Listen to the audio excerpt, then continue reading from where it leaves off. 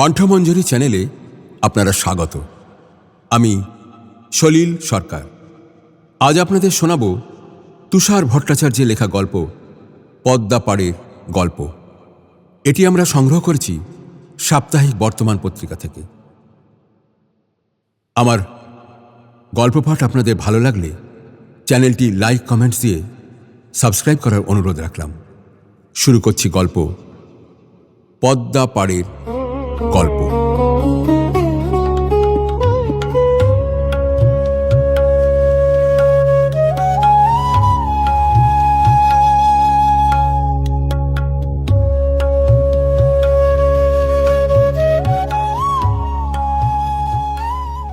পদ্মাপাড়ের মন একটুও ভালো নেই মন রবিউলেরও। স্কুলের পরিবেশ ইদানিং কেমন যেন পাল্টে যাচ্ছে। টিচার্স রুমে শুধু আলোচনা চলছে ভোটার লিস্টের নিবিড় সংশোধন থেকে কত মানুষের নাম বাদ যাবে। এখানে অনেকেই নাকি অনুপ্রবেশকারী। একবার অনুপ্রবেশকারী হিসেবে দাগিয়ে দিলে কোথায় যাবে সে, কোন দেশে? এটাই তো তার জন্মভূমি। এই দেশ থেকে যদি কুকুর শেয়ালের মতো তাড়িয়ে দেয় তাহলে কোথায় যাবে? এক অজানা আশঙ্কা, ভয় তাকে গ্রাস করছে প্রতিনিয়ত।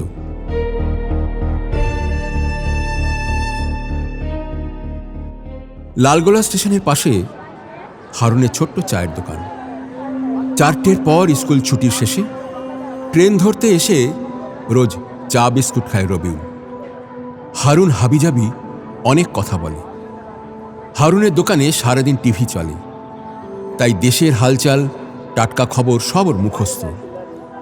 ওর ছেলে আনোয়ার এবছর মাধ্যমিক পরীক্ষা দেবে। আনোয়ার আর অমল নামে ছেলে দুটি এবছর জেলায় র্যাঙ্ক করবে বলে সবার বিশ্বাস। রবিউল সপ্তাহে 2 দিন ওদের অঙ্ক আর বিজ্ঞান পড়ায় বিনে পয়সায়। তাই হারুন খুব খাতির করে রবিউলকে। মাস্টারমশাই, খবর টবর পাচ্ছেন কিছু? শেষ পর্যন্ত এই দেশে থাকতে পারবো তো? হারুন জিজ্ঞেস করে। রবিউল চুপ করে চা বিস্কুট খায়। তারপর হঠাৎই চেঁচিয়ে বলে, অত সোজা নয় হারুন, এই দেশেই জন্মগ্রহণ করেছি, তাড়িয়ে দিলেই হলো। যাব কোথায় এই জন্মভূমি ছেড়ে? যাব না কোথাও, দেখে নিস। হঠাৎ এইসব কথা বলে রবিউল নিজেই আশ্চর্য হয়ে যায়। সে তো একজন ভীতু সম্প্রদায়ের মানুষ। হঠাৎ করে এমন সব কথা কেন বেরিয়ে গেল তার মুখ থেকে? তা রবিউল নিজেই বুঝতে পারল না। আসলে অনেকদিন ধরে তার মন বিক্ষিপ্ত হয়ে আছে। এক ধরনের নিরাপত্তাহীনতা তাকে কুড়িয়ে কুড়িয়ে খাচ্ছে। আজকাল যদিও এসব আলোচনা শুনতে একটুও ভালো লাগে না। সংখ্যালঘু হিসেবে মাঝে মাঝেই কিছুটা বিড়ম্বনা সইতে হয় সব ক্ষেত্রে। লালগোলা প্যাসেঞ্জার ধরে যাওয়ার সময়ও নিত্যযাত্রীরা আরে নবাবের দেশের লোক রে, নবাব পুত্তুর বলে গালমন্দ করে। জাত তুলে কটাক্ষও করে অনেকে। সে জানে প্রতিবাদ করে কোনো লাভ নেই, তাই নীরব থেকে যায়। এছাড়াও রবিউল ট্রেনে উঠলে সে শুধু রবি মাস্টার হয়ে যায়। ট্রেনে, বাসে, ট্রামে সে রবিউল ইসলাম এই আত্মপরিচয় গোপন রাখে। আত্মপরিচয় না দিতে পারার ফলে তার হৃদয় ক্ষতবিক্ষত হয়। কিন্তু উপায় কি? মানুষ কতভাবেই তো বেঁচে থাকে এই পৃথিবীতে। বিপন্ন মানুষ শুধু বেঁচে থাকার জন্য নিরাপদ আশ্রয় খোঁজে। নিরাপদ আশ্রয় যদি একবার হারিয়ে যায় তাহলে মানুষ বাঁচবে কিভাবে? ইদানিং বিভেদের বিদ্বেষ বীজ মানুষের মনে ঢুকে যাচ্ছে নীরবে। এর পরিণতি যে কোথায় গিয়ে দাঁড়াবে তা নিয়ে ভাবলে মন খারাপ হয়ে যায়। স্কুলের ছাদে দাঁড়িয়ে এইসব হাবিজাবি কথাই ভাবছিল রবিউল। দূরে বর্ষায় ভরা পদ্মা অসংখ্য ঢেউয়ের গর্জন তুলে বয়ে যায়। আচ্ছা, নদী কি মানুষের বুকের অতলান্ত দুঃখ আদৌ বোঝে? তবুও বিপন্ন মানুষ নদীকেই নিজের দুঃখের কথা বলে। হঠাৎ সহকর্মী তনুশ্যামের ডাকে সম্বিত ফেরে। আরে রবিউল দা, কখন থেকে তোমায় খুঁজছি। এই নাও, তালের বড়া এনেছি। গতকাল জন্মাষ্টমী ছিল, মা নিজে হাতে তৈরি করেছে। টিফিন কৌটো খুলে অনেকগুলো তালের বড়া দেয় তনুশ্যাম। মুচমুচে তালের বড়া খেতে খেতে রবিউল ভাবে তনুশ্যামের বাড়িতে গেলে ওর মা আগমনী মাসিমা কত যত্নার্তি করে, নানান রকম পদ রান্না করে খাওয়ায়। সে ভিন্ন ধর্মের বলে কোনো রকম ছুতমার্গ নেই মাসিমার। আর সহকর্মী তনুশ্যাম কত যে ভালোবাসে রবিউলকে।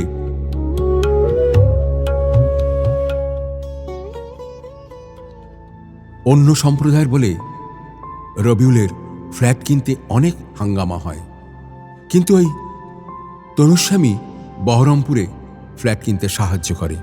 গোড়াবাজারের দিকে একটা ফ্ল্যাটের ব্যবস্থা করে দিয়েছে তনুশ্যামী। মানুষ বিপদে পড়লে তনুশ্যাম ভীষণভাবে সক্রিয় আর ভালোবাসার টানে ছুটে আসে। কি ভাবছো রবিউলদা? আরে চলো, টিফিন আওয়ার শেষ হয়ে গেছে। আচ্ছা, তুমি আজকাল খুব আনমনা থাকো। বাড়িতে হালিমা বৌদির সঙ্গে নিশ্চয় মন কষাকষি চলছে।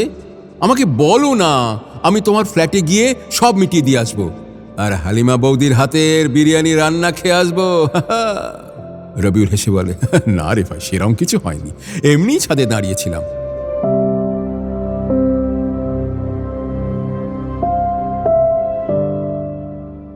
বছর ৩০-৪০ আগেও ধর্মনিরপেক্ষ সীমান্ত পারের আখরিগঞ্জ এলাকার মানুষের মধ্যে এত দুশ্চিন্তা ছিল না।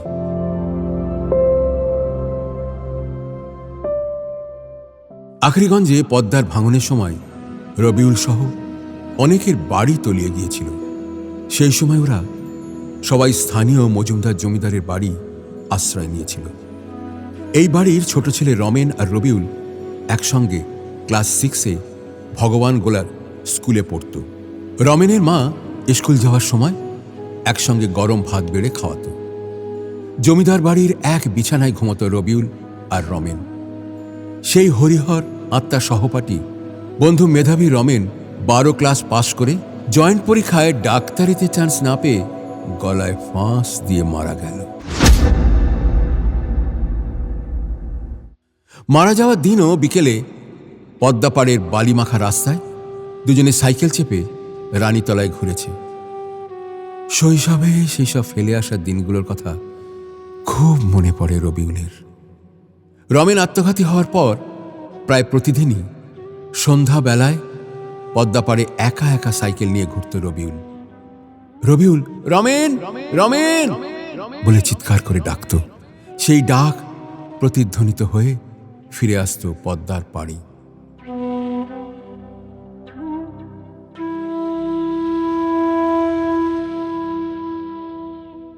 পদ্মা নদীর ওপারে বাংলাদেশ, এপার থেকে ওপারে নিভু নিভু আলো দেখা যায় রাত্রিবেলায়। দূরে কোথাও ঢাকের বাজনা বাজছে। ভোরের আজানের শব্দ আর ঢাকের শব্দ মিলেমিশে খেলা করে, অপূর্ব এক সুর তৈরি করে।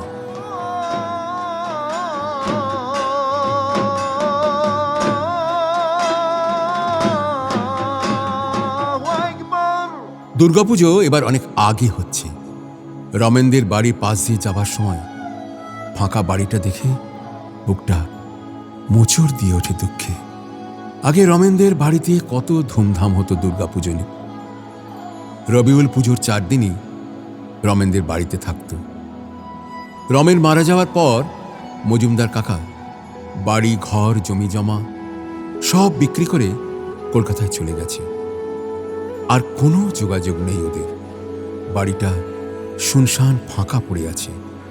দূর থেকে দেখলে ভুতুড়ে বাড়ি বলে মনে হয়। কি রে, স্কুলে যাচ্ছিস বাবা? রবিউল তাকিয়ে দেখল মনোরমা মাসিমা ডাকছে। স্কুটিতে স্টার্ট দিতে দিতে রবিউল বলল, হ্যাঁ মাসিমা, স্কুলেই যাচ্ছি। সাবধানে যাস বাবা।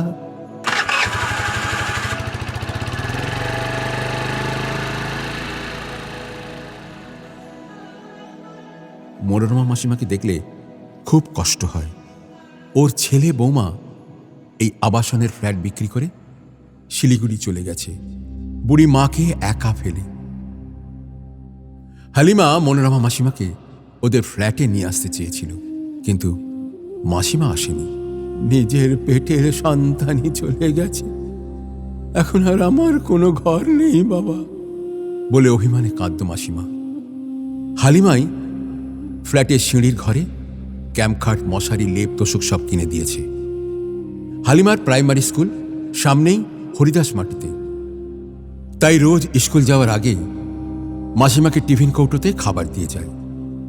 আবার বিকেলে চা বিস্কুট, রাতে দুধ খই খেতে দেয়। রবিউল হালিমাকে জিজ্ঞেস করে, তুমি যে রোজ খাবার দাও, মাসিমা কি জানে যে তুমি ভিন্ন জাতের? এই প্রশ্ন শুনে হালিমা কিছুক্ষণ চুপ করে থাকে, তারপর এসে বলে, চোখের সামনে একটা মানুষ না খেয়ে থাকবে, আমি তা সহ্য করতে পারবো না গো। মাসিমা জানে আমার নাম হালিমা ইসলাম। জানো, ফ্ল্যাটের কেয়ারটেকারের কাছ থেকে ওনার ছেলের ফোন নাম্বার নিয়ে কতবার ফোন করেছি, একবারও ধরেনি। মানুষ কত নিষ্ঠুর হতে পারে, নিজের মাকে ফেলে চলে গেল।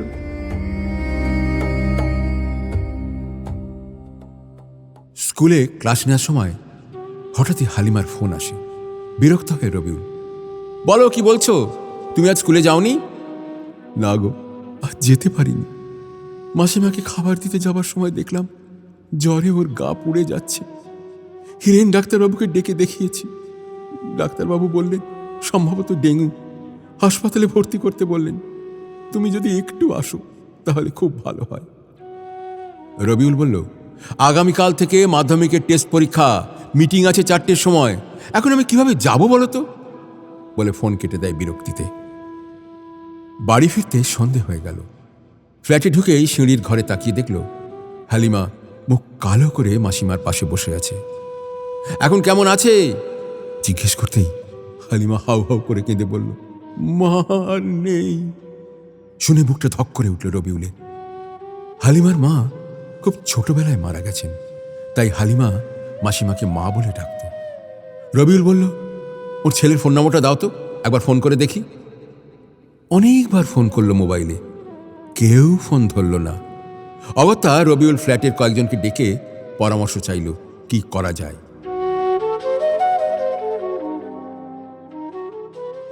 আজকেই দাহ করতে হবে, আপনারা কেউ আমার সঙ্গে শ্মশানে চলুন, আমি তো আপনাদের ঘাটের আচার বিচার কিছু জানি না।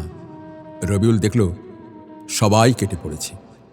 অগত্যা মুশকিল আসান তনুশ্যামকে ফোন করল। আমি আসছি বলে জানালো তনুশ্যাম। কিছুক্ষণের মধ্যেই স্বর্গরথ নিয়ে চলে এলো, সঙ্গে ডাক্তারের লেখা ডেথ সার্টিফিকেটও নিয়ে এসেছে।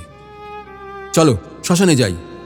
হালিমা কাঁদতে কাঁদতে বলল, আমিও শ্মশানে যাব। রবিউল কিছুটা অবাক হলো। তনুশ্যাম বলল, হ্যাঁ হ্যাঁ চলো বৌদি, তুমিও চলো।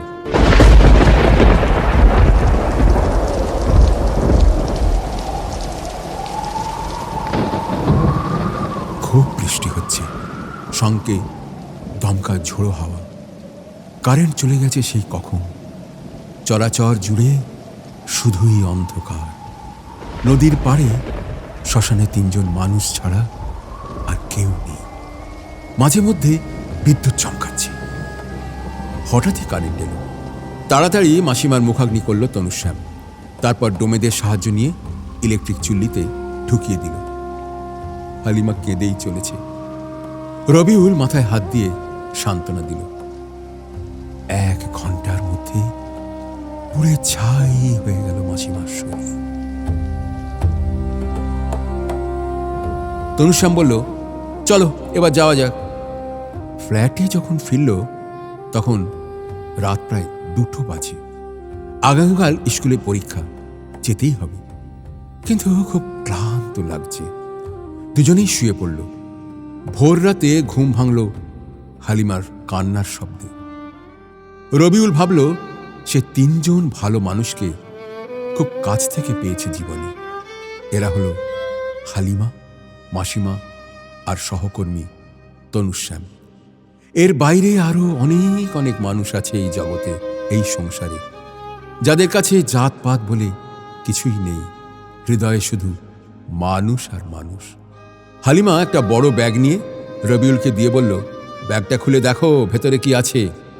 রবিউল দেখল অনেক টাকার বান্ডিল আর একটা সোনার গয়নাগাটির বাক্স আর একটা কাঁপা কাঁপা হাতে চিঠি। আমার মেয়ে হালিমাকে দিলাম, মনোরমা চক্রবর্তী। হালিমা কেঁদে বলল, ওদের ছেলে বউ এলে এগুলো সব ফেরত দিয়ে দেবো। রবিউল বলল, হ্যাঁ নিশ্চয়ই তো, দিয়ে দিও।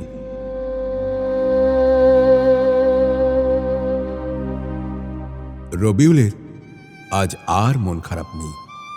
সে পথ চলতি মানুষ দেখে ভাবতে লাগলো, এদের মধ্যেই লুকিয়ে আছে মানবিকতা, মনুষ্যত্ব।